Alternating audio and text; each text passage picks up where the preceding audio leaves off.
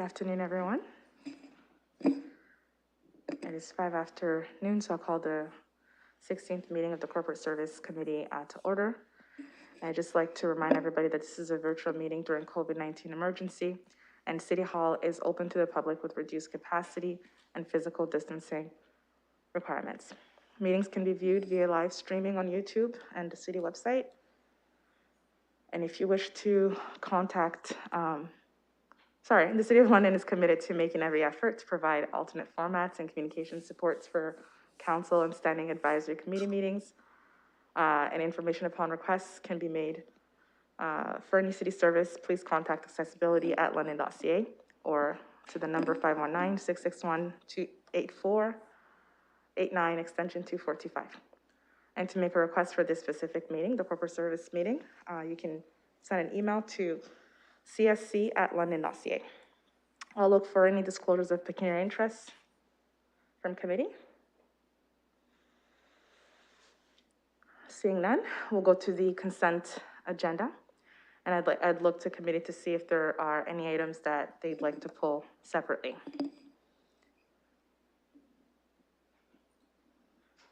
Okay, seeing none, is there a mover or a seconder? And we can make comments or questions. I just didn't move. Yeah, moved by Deputy Mayor Helmer and seconded by Councilor Morgan, sorry. Comments or questions? Councilor Morgan. Yes, I wanted to comment on two items in the consent. The first one I'll comment on is 2.3, which is the beginning of the process for expropriating land at the Fanshawe Park Road and Richmond Street intersections for what are planned improvements there. I'm glad to see this now progressing through these stages. This is a very congested intersection that could use a number of improvements, and so I know this is just the beginning of the process, but it is something in one of our transit villages near the busiest transit hub in the city, and improvements to this intersection are long overdue, and it's great that we're now moving forward with steps to get to the point where the project can proceed. Also on 2.2, which is the City of London's credit rating, I have a comment and then a question of the treasurer. The comment I'll make is, this continues to be almost repeats annually. The good news that we have when the credit rating is maintained at a AAA level. But I note that we continue to have really great comments in the commentary. I know it's quoted in the report, but that the City of London displays strong governance and management practices, such as the application of multi-year budgets, which help promote stable operations. London's history of posting positive operating results, applying strict controls to debt issuance, and conservative debt and investment policies, which limit their exposure to market-related risks and help relatively smooth debt servicing costs. It gives, just that emphasis on the strong management and governance practices, I think is key to this. And I hate having a year go by without mentioning it. So kudos to our finance team, as well as this council and previous councils for sticking with a long-term fiscal plan that has allowed us to have that AAA credit rating remain for 44 years, which I know Deputy Mayor Helmer always says leads to actual savings when we go to borrow money. So that's great. My question for the treasurer is, with COVID-19 and the destabilization of municipal budgets across the province, do we have any concerns about the outlook for maintaining our AAA credit rating? Not because of something that we're doing, but because of trends in the municipal industry across the province and the country. I'll go to Mrs. Barbone. Thank you. Through the chair, that's a really good question. It is something certainly we have asked of Moody's in the past and has been the basis of some of the discussions. Certainly through some of the discussions the last number of years is the fact that as a municipal entity, the City of London, as our other municipalities, are always to some extent creatures of the province and of the government. So there is a possibility that should things deteriorate significantly, at the provincial level that there could be some additional downward pressure on the municipality. That being said, however, I think that as a result, we're positioned very, very well. I think in terms of some of the past reports that Moody's has done, London has, with its very strong reserve fund balances, been mentioned to be up at the upper part of the municipalities in terms of balances and probably the ability to withstand that. So notwithstanding there could be some downward pressure, I think we are as positioned as well as we possibly can be to weather that storm if there was any potential pressure that could be placed. So I can't say that it's not an impossibility that that could happen, but it's certainly something that we are doing our very best to ensure that we're as positioned as well as we could be in case there could be some other pressures that could impact the municipality in that regard. Great, and through the chair, thank you for those comments. And again, thank you to your team for the good work on managing our fiscal plan. Thank you, Councillor Morgan. I'll go to Councillor Helmer and then Councillor Van Holst. Thank you. I wanted to ask about item 2.1, which is the Cognos upgrade. What's the timeline for completing this work if it were to go ahead now? It's flagged in the report that the software that you're using now is going to be end of support in April. And I just wonder what the timeline is for getting the new software rolled out.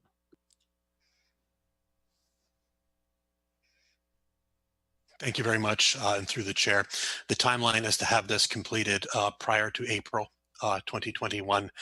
The project is expected to go beyond that.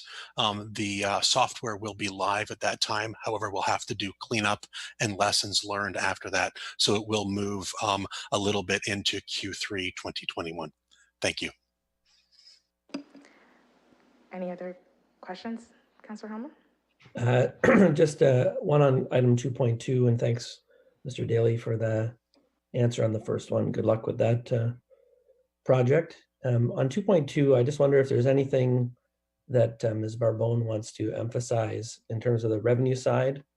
Moody's identifies a number of risks.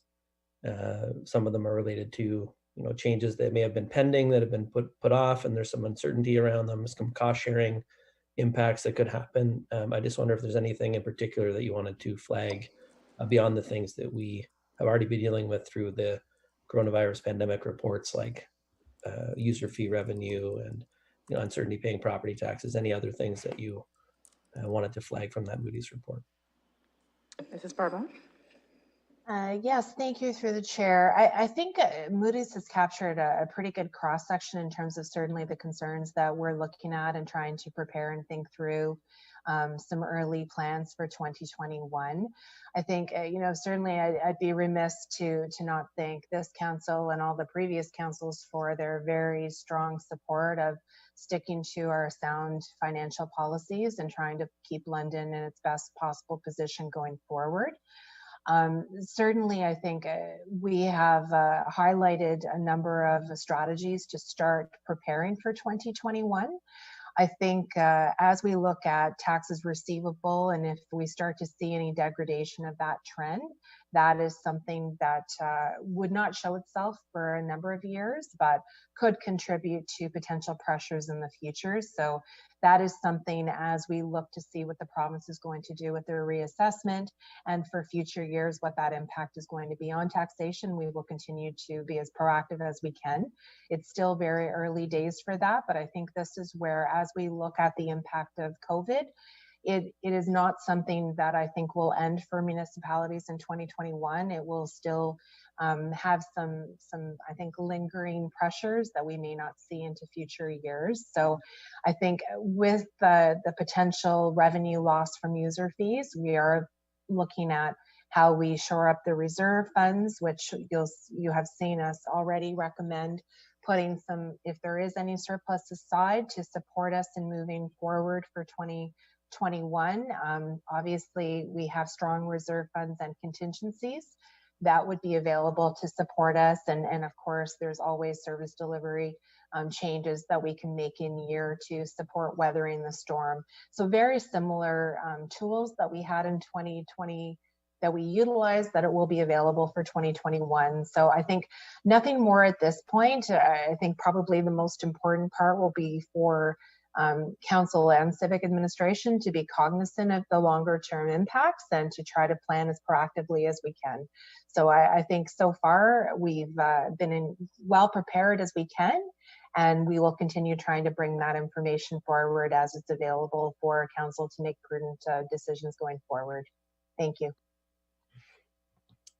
Thank you. And just through the chair to my colleagues and staff, I don't think last year when we were dealing with this same report, we could have anticipated the kind of liquidity crisis that would be upon us, within the next 12 months. And when we get these reports from Moody's, they always say that it's very likely the province will step in if there's a big problem. And that's one of the reasons why we are rating London and other Ontario municipalities highly. And sure enough, we had a situation like that during the pandemic. And fortunately, the province and the federal government did step in to help us with those extraordinary circumstances. So, I don't know if Moody's feels good about being right. The province and the federal government did step in when they were needed. But I'm certainly glad we have these reports, because we have to keep these longer term issues in mind when we're making the 1 year or multiple year budget decisions. Thanks very much. Thank you. We'll go to Councillor Van Hulst. Thank you, Madam Chair. And my question through you to staff is about the table on page 10 of our agenda. Moody's is showing a number of two things in the same graphic there, and it's showing how our debt is going down as a percent of our operating revenue, and that's great. And also showing the cash and investments as a percent of annual operating expenses, and we're about 120% there. So I guess that means we could go for about 14 months on what we've got in the bank in terms of operating costs, not capital. But my question is how much we use that as a metric, and how we might compare to other municipalities in that regard. And do we see a ceiling for this? Because, of course, the more money that we have in the bank, that's great for the city, but we also had to take it from our taxpayers. So wondering what's a good ceiling for a number of that, a number like that. Thank you. Through the chair. So two components I would say to that answer. So one, in terms of metrics, we do have metrics that we have outlined in the strategic plan and the metrics document that does track some of this, that we will be looking at over time in terms of what we certainly are anticipating those numbers to be. So that is something that we are following closely. With respect to comparison to the other municipalities, we haven't done that incremental comparison to all of them, but it's certainly something that I think we fare fairly favorable in terms of how that compares. I do know that there was some comparison done to other municipalities by some of the metrics that our external auditors do, and some of the analysis that they present to the audit committee in February of each year. So I think we're fairly good shape in terms of how we compare to other municipalities. With respect to your question on the ceiling for future years, so when they look at reserve funds, there are many different kinds of reserve funds. So some of them are obligatory in terms of we have that cash, but the development charges is a perfect example of that, where the City of London has, those are specifically segregated and are intended only for a specific use. So that has certainly been going up significantly, because that is to support the future growth of the city and is based on the development charge study that has clearly been outlined. Alternatively, for the ones where City Council has discretion with the amounts, you will recall that over a number of committee meetings, and we began this work last year, where we are going through every single one of our reserve funds and rationalizing what the balances are, specifically with intent to compare that to where we believe they should be and for what the purposes they were intended. So when you look specifically at contingency, because that is the one that we have the greatest flexibility with, I don't have the numbers right in front of me specifically, but we're certainly nowhere near the target that has been set in terms of trying to make sure we have ample working capital. But we are moving towards that balance over a period of many years into the future. We also just completed a significant review of all the reserve funds remaining that relate to capital asset management. That was within the last 2 months that went forward, that also compares those balances to what they were intended, which was to support the life cycle renewal and closing the infrastructure gap with respect to our capital assets. So as we look at totaling all of those balances as we move forward in comparison to the targets, we're not there yet, but we do have target balances that as we go forward we'll be able to suggest when we reach that pinnacle to be able to stop putting money towards meeting those targets into the future. So that work is underway and will continue, and we'll signal for when we should be slowing down towards achieving that objective. Any other comments, Councillor Van Hulst? No, I'll just thank our treasurer for the answer. So looking at our individual reserve funds is a better measure of where we are at than a more consolidated metric like this one. So thank you. Thank you, Councillor Van Hulst, and thank you, Mrs. Barbone, for the report. We have a mover and a seconder, and I'll call to question. Is them.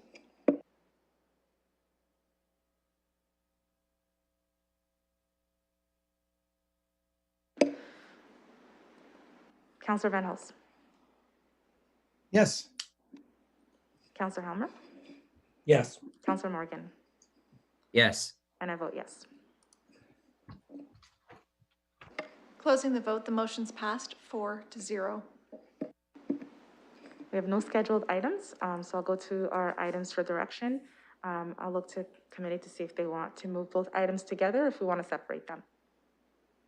Is there any rejection to moving them together? No? Okay. I'll need a mover for item 4.1, which is an application for issuance of proclamation for both of them. Councillor Van Hulst, is your hand up for moving, or you have a question? Happy to move those, Madam Chair. Okay. Councillor Van Hulst, seconded by Councillor Helmer. And I'll call to question. Oh, sorry, comments or questions? Are there any comments or questions?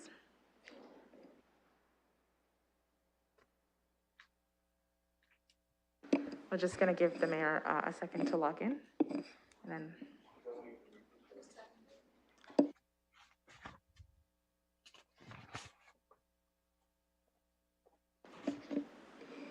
Okay, so the mayor has asked us not to wait for him, so I'll call to question Councillor Van Hulst. Yes. Councillor Helmer. Yes. Councillor Morgan. Yes. And I vote yes.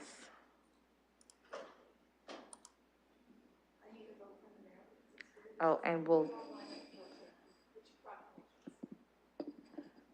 Yes. And the mayor votes yes. Closing the vote, the motion's passed 5-0. Thank you. We have no deferred matters or additional businesses, so we'll now move into our enclosed session. Sorry, Councillor Morgan. Yes, with your indulgence, Chair, I did have just a comment under additional business, if that's okay with you. Yes. So just a comment. I'm the board member on the Federation of Canadian Municipalities, and at the last council meeting, a couple of emergent motions came forward for appointments to committee. And I had some concerns with the notifications that were coming from the FCM, because normally we would be alerted to those sorts of opportunities, and I wasn't sure what had happened. So I looked back into it, and it turns out that the FCM did not send the normal correspondence that it normally does. It certainly did send something around, but it was buried in a newsletter attached to other things. And so our staff would not have got the normal notifications that they got, and thus, weren't able to forward it on as they normally do. Certainly, I also want to apologize for not seeing that opportunity and alerting my colleagues to it. I'm glad that everybody who was interested got a council resolution, and hopefully both Councillor Kayabaga and Councillor Lewis will be chosen for FCM committees. But I did just want to follow up at Corporate Services Committee, which is normally where this stuff would come, to say I followed up with FCM. I've also made the request that in future years that they could send very clear individual and standalone correspondence on FCM opportunities like board positions and committee positions. So hopefully that will clear things up for the future. But my apologies on behalf of FCM for that not coming through as it normally should. Thank you, Councillor Morgan. I appreciate that. Any other comments on additional businesses or deferred matters? We don't have a deferred matters list, but any additional businesses? Okay, seeing none, I'll look for a motion for us to go into confidential session, and we're going in for the 2 items that are listed on the public agenda. I'll need a mover. Moved by Mayor Holder, seconded by Councillor Helmer, and we'll call to question.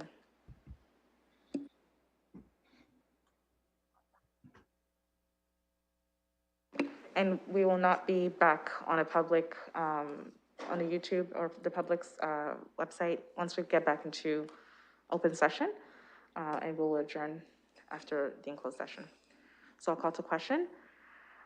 Councillor Van Hulst? Yes. Councillor Helmer? Yes. Councillor Morgan? Yes. Mayor Holder? Yes. And I vote yes. Closing the vote, the motion's passed 5-0.